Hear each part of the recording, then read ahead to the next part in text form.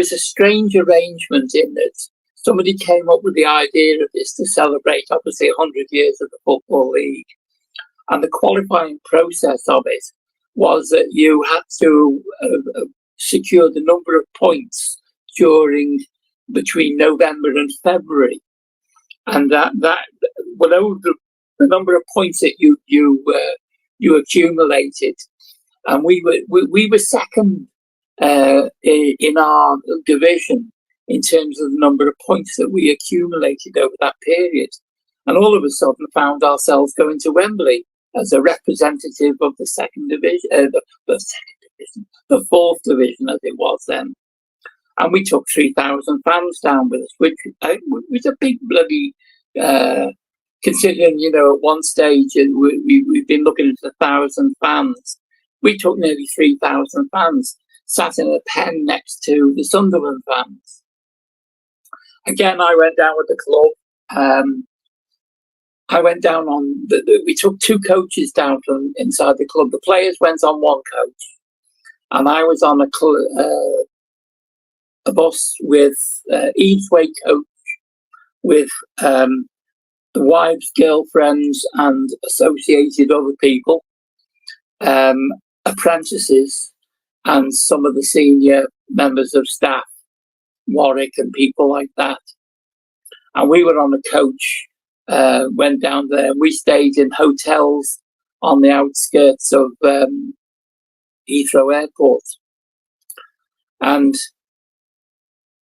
there was a grand plan that in one of the other hotels where the players were staying was that there was going to be a celebration dinner in the evening, because there was a general confidence that we would get beaten by Wimbledon, and that we'd all have a nice day wandering around Wembley and what have you, and then in the evening we'd have a drink and a meal and the general celebration of the fact that we got to Wembley. Well, of course, the lads messed that up with a single goal. It was a strange game. The games were 2 20-minute games.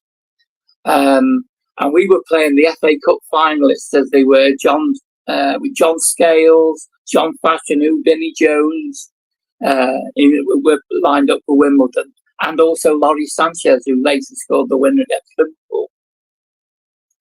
Dave Martindale scored the only goal, scruffy goal, but we won 1-0.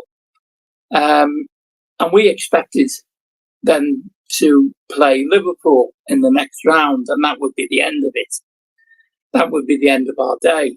And unfortunately, Liverpool then lost to Newcastle. So we faced Newcastle in the second game, which was, I think, about 1:15 in the afternoon. And I don't know what happened before that game. I mean, Newcastle had the likes of Mirandina, the first Brazilian to play in this country, playing alongside Gascoigne. They had some top players. But we were unbelievable. We were just, I don't think I've ever seen us play like this. We were playing one-touch football in front of a crowd which had swelled to 40,000. One-touch football, pinging the ball around amongst us. And Mogsy scored the first goal. And I think Muir scored the second one with a penalty after Mungol broke forward into the penalty area and got brought down. And then to cap it all, Eric Nixon saved the penalty. So, beyond all credibility and belief, we'd actually got ourselves through to the second day. And what that meant was that poor old Warwick's night was spent in a bagwash somewhere on the outskirts of Heathrow,